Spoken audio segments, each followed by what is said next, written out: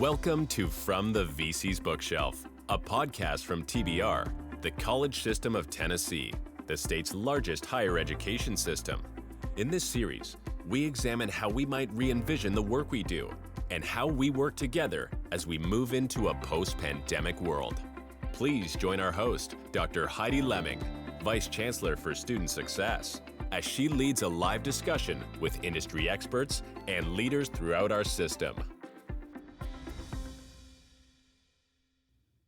In our fall 2023 podcast series, we are leaning into themes found in Atomic Habits by author James Clear. The TBR System Offices has been engaged in testing out mindset interventions with students in gateway courses for about 7 years now. And while Atomic Habits doesn't specifically use the word mindset, the book touches on similar themes. So our series will draw connections between the two bodies of work and also highlight how our research partners, faculty, and staff are working to change student habits and mindsets in support of academic success and college completion. In today's podcast, I'm excited to be talking to Ashleigh Smith from Chattanooga State Community College. Ashleigh is an assistant math professor at Chattanooga State. In a recent NSF-funded mindset project called the Tennessee Value Project, she worked with TBR and Motivate Lab as the math co-PI, helping scale mindset interventions in gateway math courses. Welcome, Ashleigh. Thank you. I'm excited to be here. Yeah, I'm excited to be talking with you today, too. I always love hearing the stories and reflections from faculty, so I'm excited to jump in and hear what you have to share with us. Absolutely. So to start with, I always want to hear a summary of the work that you specifically have been leading at your institution related to this, mindset initiative that we've been doing across the state.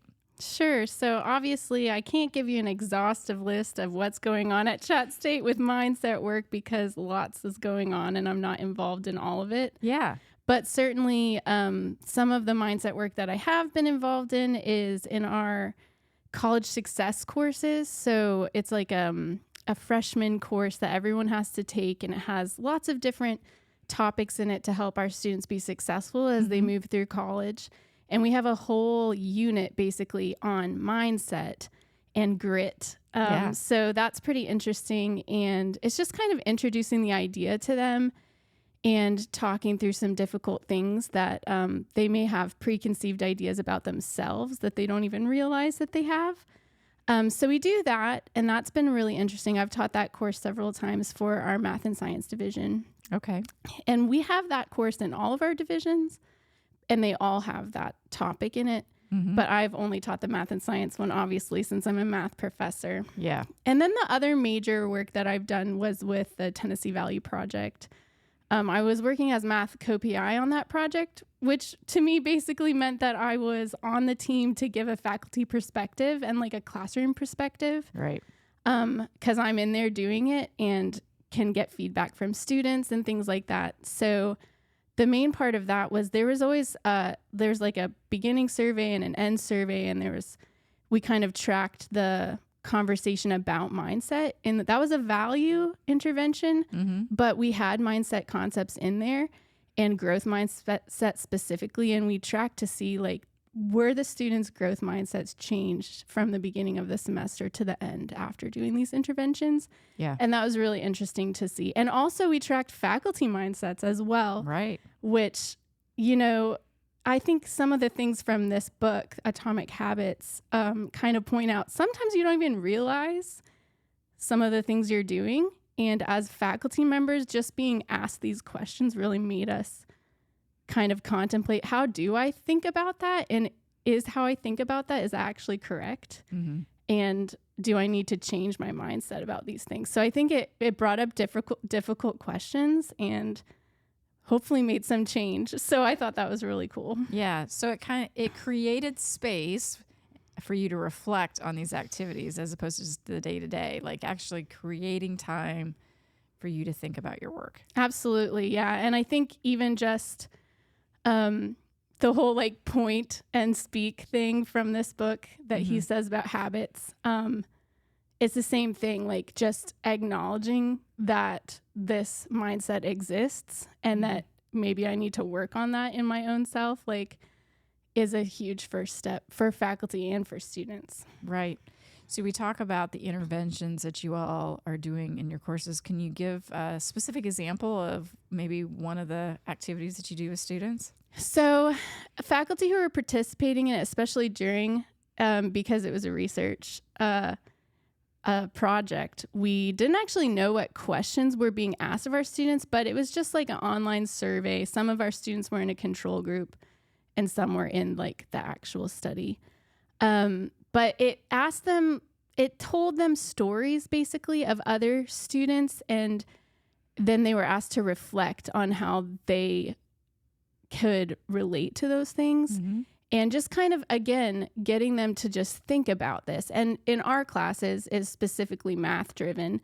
So we're trying to think of some real life math scenarios that somebody else has been through, and then asking our students, like, did you relate to that? Have you ever had that same issue in your life? Right. Or are there other ways that you've been able to apply what you're learning in the classroom in your life? Mm-hmm. Kind of personalizing it. Right. Mm-hmm. Making it their own. Yeah. Well, you know, one of the things that I always think is interesting when we're talking with folks about the mindset work is, what did you personally find helpful when you're going into this? So you have this space to kind of reflect on the activities you can see, the students doing their reflection. So there might have been maybe an aha moment, right? So what works well, and what did you learn? So I feel like especially going into it, I'm like, I absolutely have a growth mindset. Like I do. And then I would come across little things in my own thinking that were just like, growth mindset is not all or nothing. It's like you can have growth mindset about certain things and then kind of have a more limited mindset about other things and not even realize it. So I think that helped me. Like each semester we filled out this survey if we were involved in the project. And from semester to semester, sometimes I'd be like, oh, I wonder if I feel like my answer has changed. I can't remember what I put last time, but I have a new set of students, and, you know, those things, they can affect how you think about things. And so you have to keep reminding yourself and be grounded in what you believe and what you think. Because you might have, you know, a semester where maybe you have a difficult class that you're like, I don't know if they can learn statistics, you know, even though I believed in my core that they can. And so it was really good reminder to just stay on track and know that the science and the research behind it is that they can learn it. We just have to come up with a good system. Yeah. So it's keeping you in check even. Exactly. Yeah. Yeah. So Atomic Habits presents this model for creating a good habit and breaking bad ones. And they say that a good habit has to be obvious, attractive in some way, easy and satisfying. So do you think, and of course the inverse is true for breaking a bad habit, but as you reflect on kind of habits and goals and mindsets, all of it kind of interchangeably, right? However you want to look at it. Do you think that model will work? Absolutely. I really do. I think it really is just very similar to the work we've been doing anyways. It's just different terms. You know, we're stating it differently, but like growth mindset, the whole idea is the first step is believing in yourself and knowing that you have the ability to do it. Our brains are not set. Your IQ is not set. Your knowledge is not set. Your brain is this amazing tool that can learn tons of stuff. It's insane. And but the second part of that is also not just believing, because you can say, I can do it, I can do it, I can do it all day long. It doesn't mean you're going to do it. The second part of that is, okay, what are your tools? Like, how are you going to achieve this? Oh, you've taken this class before and not passed. So that can really put some damage on your growth mindset of, I can do this. If you've failed it before and you have to take it again, well, what do I need to do differently? Last time I believed that I could, and then I didn't. So what do I need to do differently this time? And I think that's where the system comes in place. Like, what are we going to do? What's the step-by-step process that we need to go through to help you get to a successful end, you know, where you can actually learn this material? And so I feel like making it obvious is pointing out, these are the things that I did last time, or even if this isn't your second time taking the class, this is what I've done in the past when I've tried to learn something. that wasn't successful. What can I do to make those changes? That's like the making it obvious, is just pointing out these are the things I need to change. And then making it attractive, I think, is a huge part of what we did with the Tennessee Value Project, is bringing value into it. Like, why do I need to learn this? And why is it important to my life? And that is really difficult in a math class sometimes, you know, statistics. Not a lot of my statistics students are going to be doing a lot of statistics in their real lives. So that can be difficult, but it's a vital part of it, like making it something that they really think is important and worth learning, worth putting their effort towards. Make it easy. I think that's a huge part too, you know, and it's part of growth mindset as well. Once you figure out a system that works for you, then it becomes easy, because that's how your brain works and that's how you learn. And so it doesn't become nearly as strenuous, you know, as trying to just blanket memorize everything. And make it satisfying. Obviously, especially if you have a student. See, I have had like personal experience with this with my students who have failed math classes in the past, or just hated math classes. Maybe they didn't fail them like in high school. They just hated math. They come into these entry-level math courses because they have to have a math requirement in their, you know, degree. And the first thing they say to me when they come in the classroom is, I hate math, or I'm really bad at math. I'm not a math person. That phrase is not allowed in my classroom. I'm not a math person. Yeah. So I introduced that on the first day. But anyways, the fun part about it is just, and this has happened a couple times with different students. Obviously, it doesn't happen with everyone, but someone that just detests this subject because they've had negative experiences with it in the past, figure out a system that works for them, and they actually make neural connections and learn something. And maybe they don't learn every single thing for the course, but they make some strides and they do well. And they leave that classroom telling me, like, I've never enjoyed a math class so much. Like, I didn't know that I could learn math or that I could do well or be a B student in a math class. And I don't want to do math with my life, but I really enjoyed this class. And so I think that that's like the ultimate, you know, excitement for a math professor. Yeah. So for them, the satisfaction is like a feeling of accomplishment. Right. Something they thought they didn't even have the capability of doing, like somewhere in their genetics, they didn't have the capability of doing it, and they achieved it. And I think that that's just really exciting and rewarding. Yeah.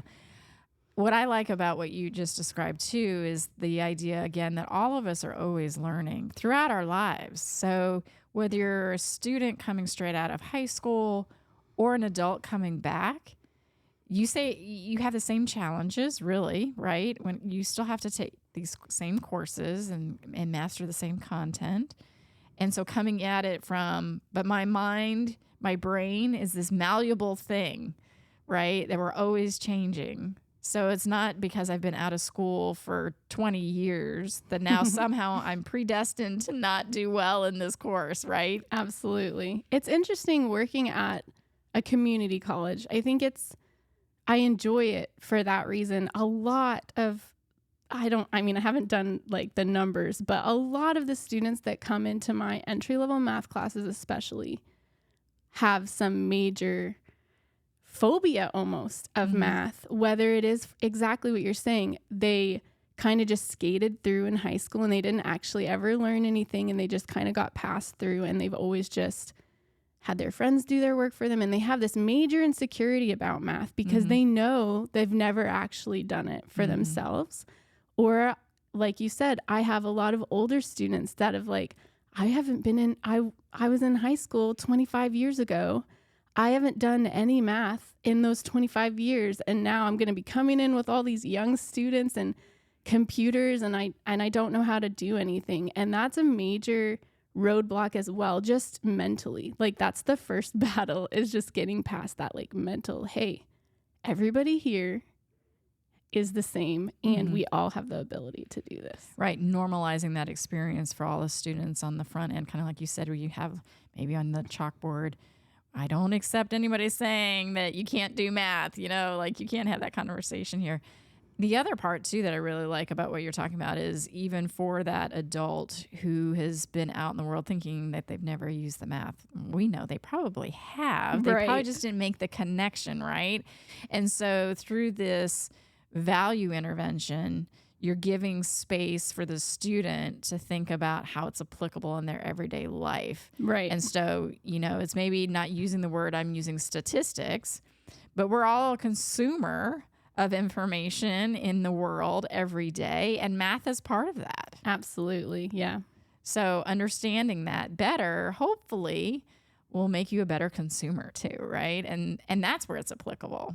Yeah, that's what I say. I say this all the time. I keep using stats as an example. I do teach other classes, but I feel like statistics is, at least at Chattanooga State, it's our main gen ed math course that people take who don't need to take any other math. They just have to have a gen ed course. Now, there are other ones that people take, but stats is like our main one. And so most often I have students who are in statistics that hate math. Basically, they would say that they hate math or they don't like math or they're not a math person, you know, something like that. And they're just wanting to get through. So absolutely making those little connections for them is huge. And I say often in my stats class, I'll say, so I know you guys are probably not going to ever, find a correlation coefficient for anything in your life. Like, you don't care about that in your real life. You're probably not going to do that. And that's fine. But what I want you to be able to do is when you're sitting in front of the TV watching the news and they're throwing all this information at you and using all these statistical terms and these words, that you know what they're talking about. And also, you have the knowledge to know if what they're saying actually makes sense. Are they telling you the truth? Is it logical? Does it make sense? And if you've never been exposed to these terms and how to operate them and what they mean and how to come up with conclusions based on your results, then you just sit there and have no idea what they're talking about. So that's the main goal for our class, is just to be a more well-rounded, more educated person and be able to think for yourself. Right. And that's the goal that we would like to have for everyone just taking any kind of course, really, not just math. Become a more well-rounded person.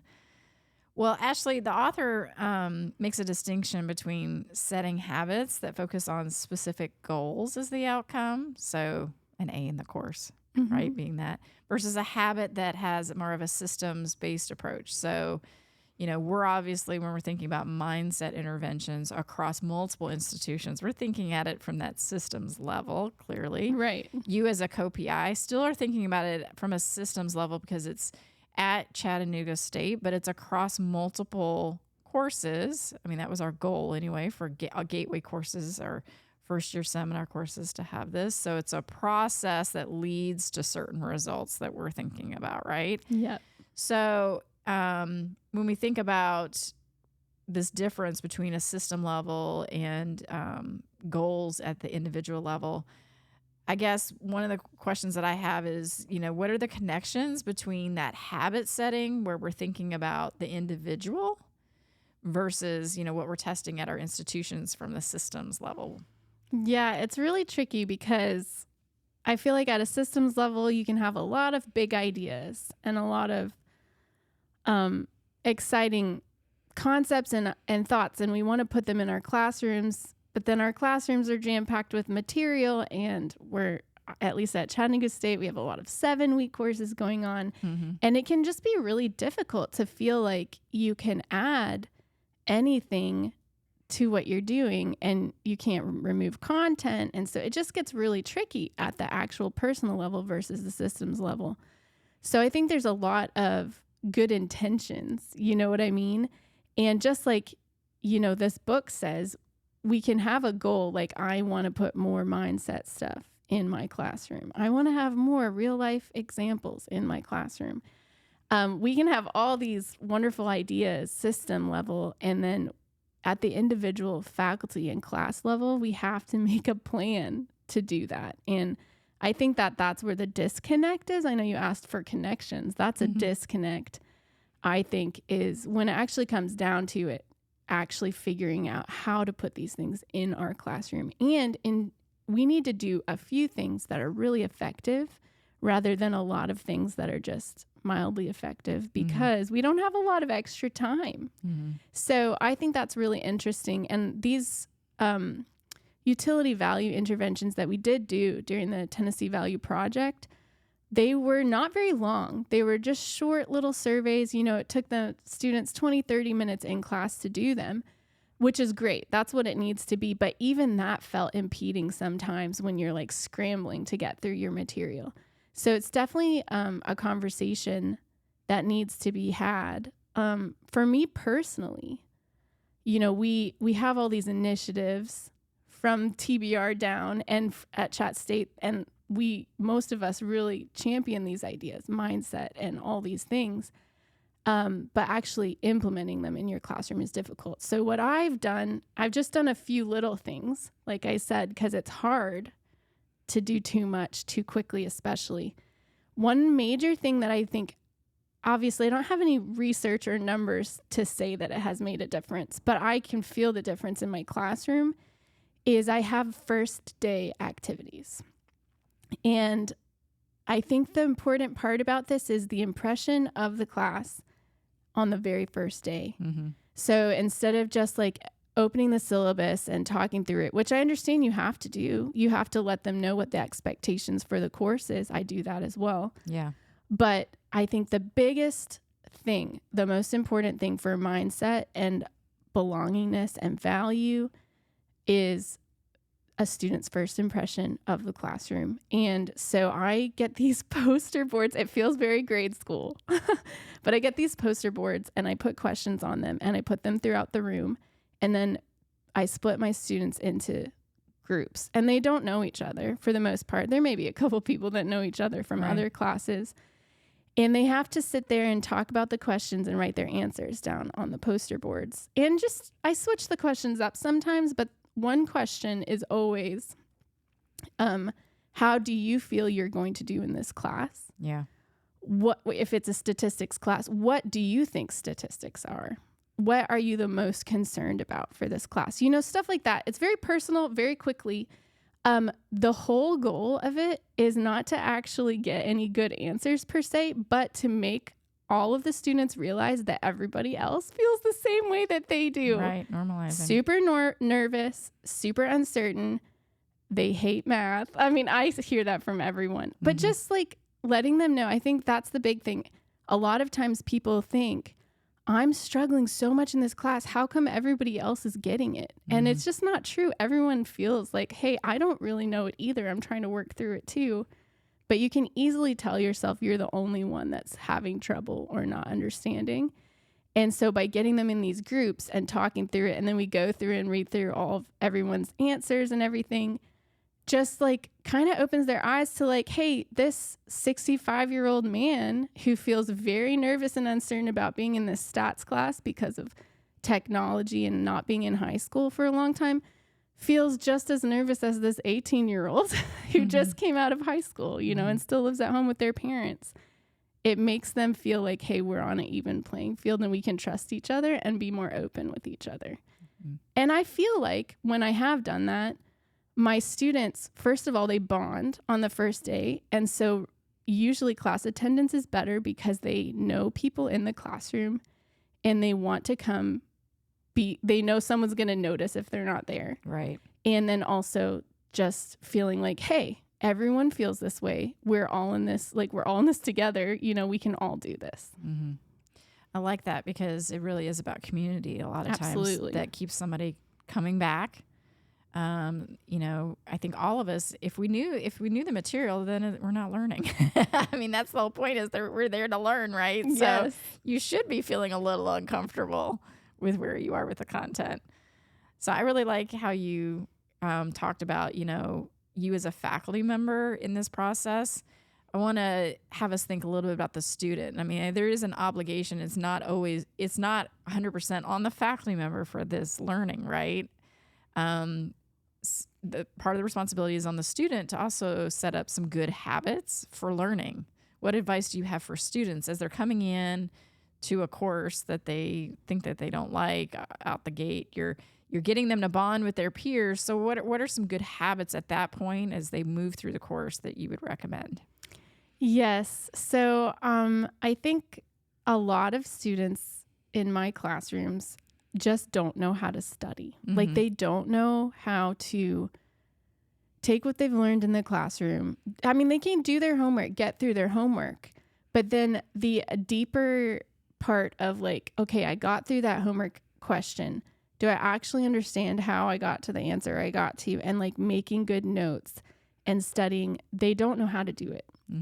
And I don't know why. I don't know if it's because of such a reliance on technology. I think that's part of it.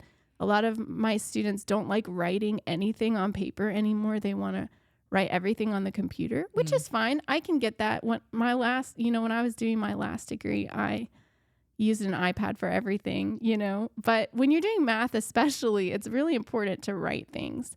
So that's the number one thing that I try to get my students to do. I have notes that they print, and I even bring 3-ring binders to the classroom sometimes, because I'll say, put this in a 3-ring binder, and they don't. So I'll bring them. And then the second thing I think is the idea of actually planning your week where you've scheduled dedicated time for working on this subject outside of class. That is the thing that most of us don't do. I mean, even me, I'm like, I need to go work out. I need to ride my bike. I have an exercise bike in my house. It should be easy, right? It's not. And because something always takes priority in the moment. So if you really do want to be intentional about anything, studying being one of them, you have to make a plan. And he talks about that in this book as a major theme, right? Yep. Is you have to have a system and a plan to go with it, schedule it. And so I try to get my students to do that. And some of them do. Obviously, they don't all do it. And just because you've scheduled it doesn't mean you will do it, but it's more likely that you will if you've actually thought about, hey, let me think about my week. I have to work, Tuesday, Wednesday, and Friday at this time, and I work super late. So I'm probably not going to get to do a lot of schoolwork on those days. I need to do them on these days instead. And there's a lot of students that just haven't thought that through. They have really good intentions. I'm going to work on this outside of class. And then they just never do because they haven't actually planned out when can that actually even fit in my schedule. Yeah. Perfect segue into thinking about themes for the book related to cues, right? And small cues, and that every habit is initiated by a cue. So to your point, you can set out a schedule, but you still have to maybe have another cue, right, to get you to notice that, to make it stand out, right? And so to build a good habit, you have to make it obvious in your environment. You might have that workout equipment sitting right there in the middle of the room. That should be a cue, maybe. It's a visual cue. Visual. But then, a habit has to be associated with, triggers in the entire context around that behavior, right? So maybe it's really just getting started. It's one step towards that exercise bike. Right. In the book, he gives the example of when I get home from work, I change clothes, and making that be your cue. When you change clothes, instead of changing into your PJs or whatever, you change into your workout clothes, and you don't do anything else until you've worked out, or whatever the case may be. So I feel like a similar cue could be used for students if they have pretty regular schedules. It's difficult if every day your schedule is different, like if you have a weird work schedule or something like that. But if every day your schedule is similar, you could have a cue like that. Like when I take my shoes off, when I get home, that's my cue that I get my schoolwork out and I work on it.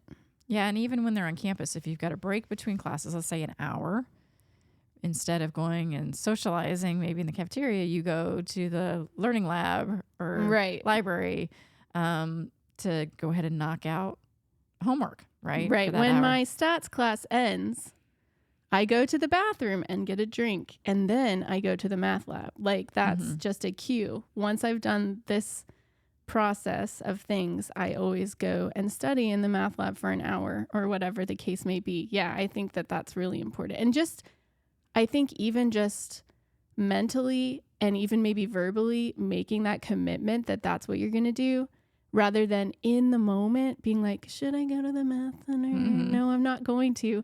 Because if you're making that decision in that moment, you're probably, a lot of us, I'm one of these people, is going to choose to go get chicken fingers and sit in a booth and talk to people. That's who I am, you know?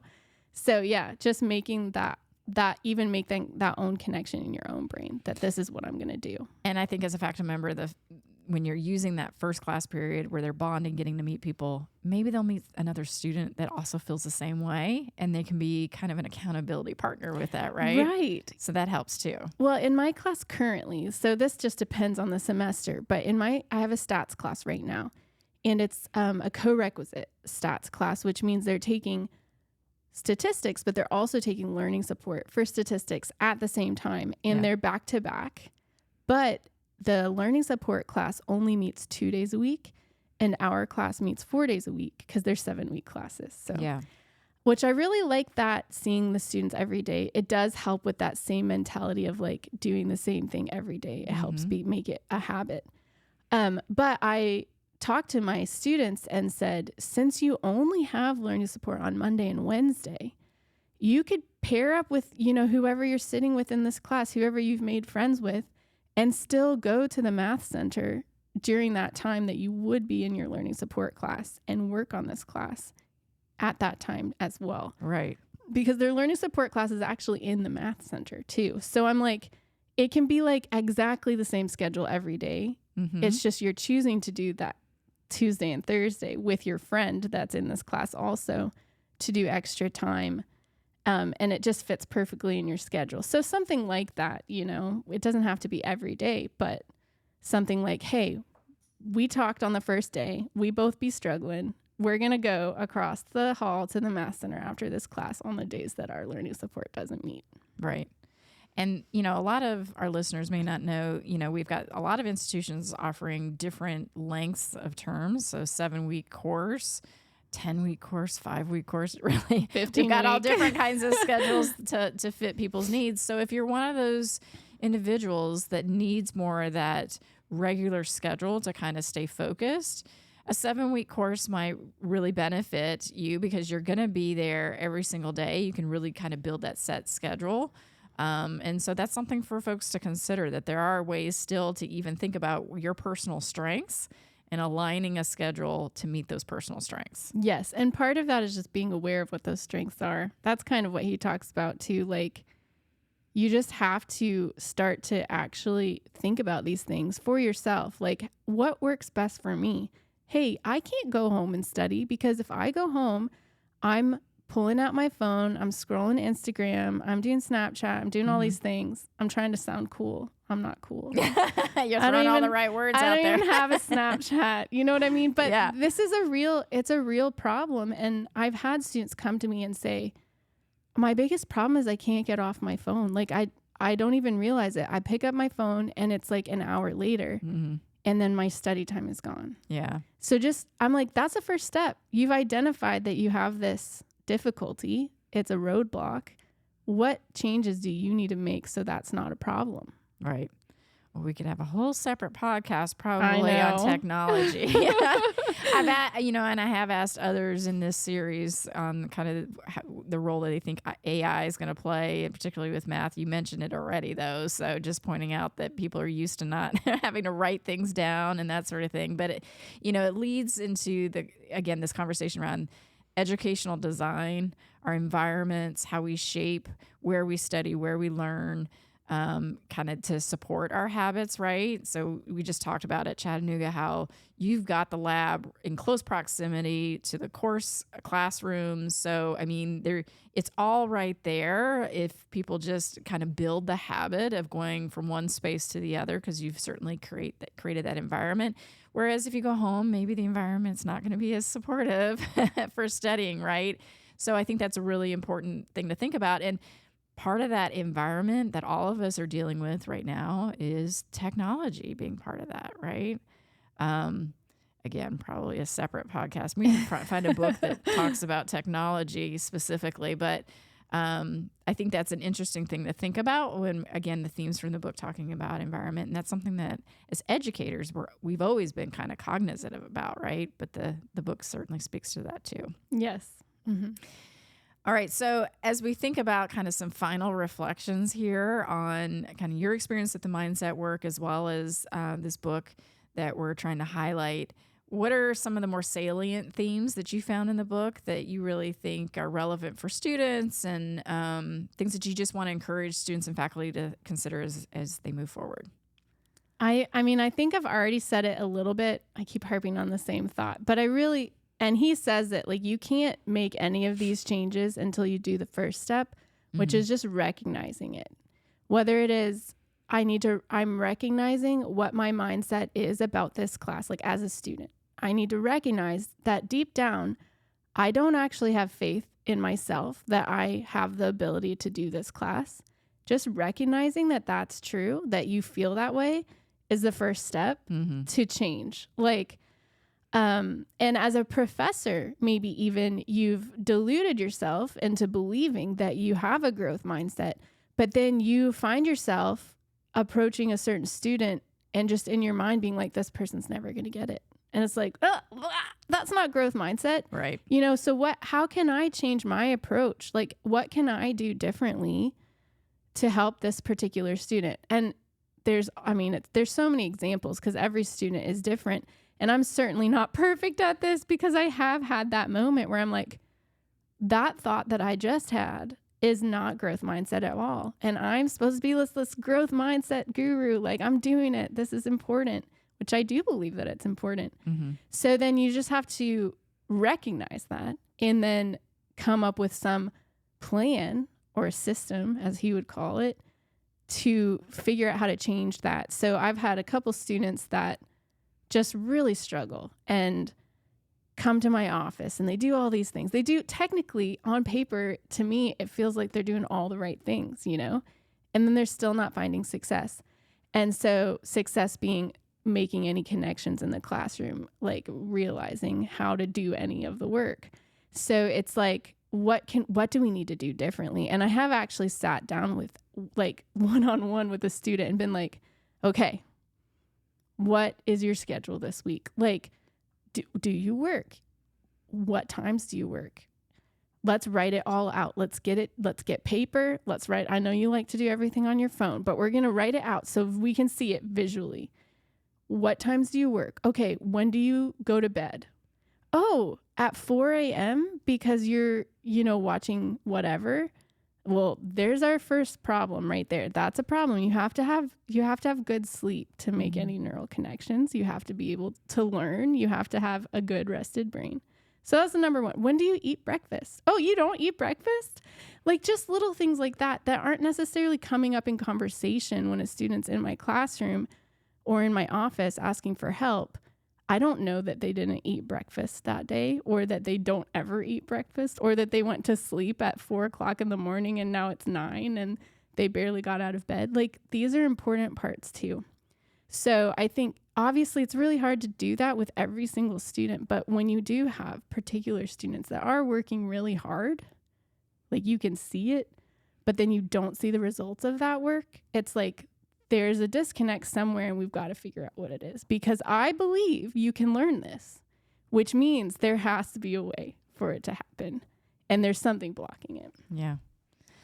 That's a good way to end this conversation today. Some good reflections on that personal connection. And hey, hopefully what you've shared will motivate, if there's a student listening to this or a future student, motivate them to take that next step, right? To make that good habit, forming behavior a Put reality. Your phones away. Yeah.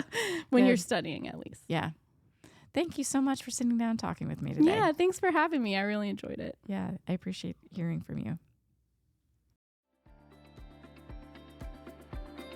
Thank you for listening to this edition of From the VC's Bookshelf, brought to you by TBR, the College System of Tennessee, powering the state's economy and changing the lives of thousands of graduates, starting successful careers each year.